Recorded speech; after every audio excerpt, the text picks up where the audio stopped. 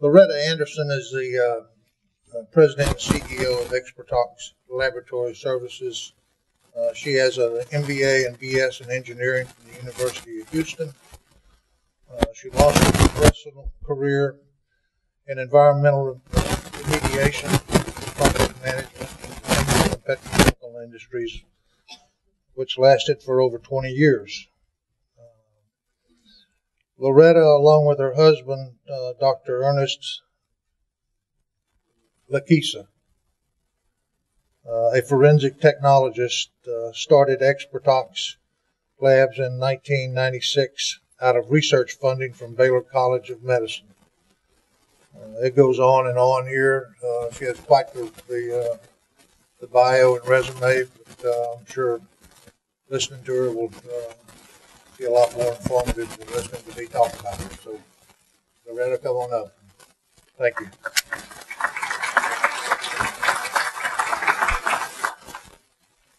Thank you, Russell. And thank you for having me here today to talk about this substance and product that's now in our communities that we really do need to be concerned with. As Russell spoke, my husband and I started ExperTox, and our funding really was to look at health issues associated with women from breast implants that suffered great illnesses. And our research determined that their illnesses were caused by platinum, and that spread throughout their body and through their system and affected second generation. So that women and their children were affected by the poisoning from breast implants. So that's really how we got our start. That was the foundation of our laboratory. So toxicology, human health issues are really a passion and a concern for us as a laboratory. And as we move out into the testing communities and workplace testing and healthcare, health services testing, we are looking at what are the things that are affecting our communities. One of our largest tests, most common tests that we do is meconium testing, which is the first stool sample on babies. Through the Memorial Hermann hospitals and a lot of women's hospitals. So what we're looking for is the presence of drugs of abuse in newborn babies. And you would be surprised what percentage of positive rate we have. It's around 20 to 25%.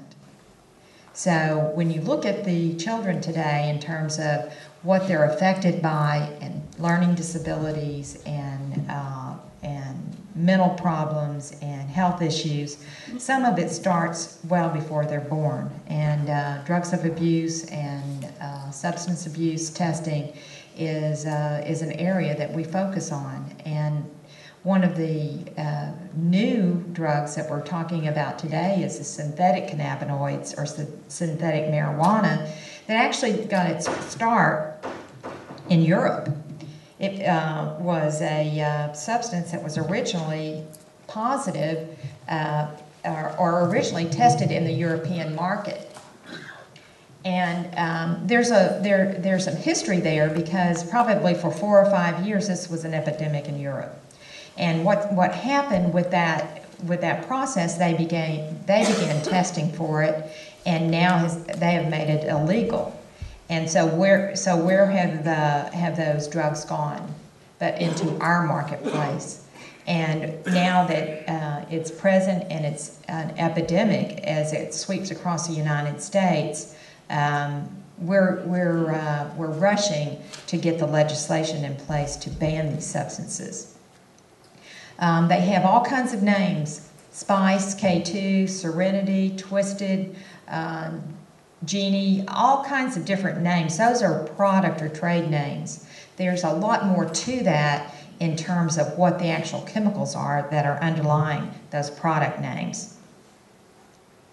Little history about these substances. They were originally designed and developed in a laboratory in Clemson University. Dr. Hoffman was the first researcher with good intentions, actually, for drugs that may assist people that were cancer patients in terms of overcoming some of the effects of some cancer drugs. He was looking for a drug or a medication that could lead to reducing some of the side effects from cancer drugs. In his original research at Clemson, he identified about 15 to 20 different compounds, and they all start with his initials, JWH. And as we talk about things like JWH 018, 073, some of these other compounds, he was the originator of those. He developed and he synthesized those things in Clemson University. In addition to some that were developed by him, there was some other research done by other corporations that created some similar compounds, but his are by far the most infamous. So as we're seeing a wide variety of these have been developed, you will see that finally last year, DEA looked at putting an emergency ban in place for these compounds. They picked the top 5 most common of these compounds and said, we're going to put an emergency ban in place to determine if there is a reason to make them illegal on a federal level. So what happened in January of 2011, the federal ban went into place, and now these 5 compounds are banned legally across the United States. In the meantime, states have gone back and done their own separate legislation. Some have banned it, some haven't, some are not even interested in looking at these compounds at all. So where are we about with the various restrictions? Some states have banned the compounds or the trade names themselves, like Spice and K2. Well, what that does when you ban a trade name, all they do is change the packaging, change the name, and go back and put it back on the market under a different name. As you can see in the back of the room, our law enforcement has brought several of these compounds, all with different names, but many of them have the similar compounds as part of the chemical makeup. This is a map of the United States to give you some idea in terms of what states have banned and or have some proposed legislation in place for some of these compounds. While Texas is in the process, we are a little bit behind some of the other states. But why is Texas behind these other states is they have spent more time researching and developing a statute that is going to be more far-reaching than some of the other states. They're actually going in and banning the chemical compounds themselves, not the trade names. So Texas right now has a list of 11 compounds that are going to be banned. And the state legislation went, the bill went in January for Texas. And so Texas is moving through the legislative process right now, both on the Senate side and on the House of Representatives side for their bills. The good thing about banning it at a state level as opposed to municipality level, which in the municipalities is generally a misdemeanor. By having a statewide ban, you're going to be able to have a felony and a penalty group 2 for these compounds, which puts more teeth into the illegal activities and have more enforcement action on them. The support so far, I think, are 9 senators and 9 House of Representatives. So both tracks are moving forward in the process, and the effective date should be September 1st for this bill to go into effect if everything is on track.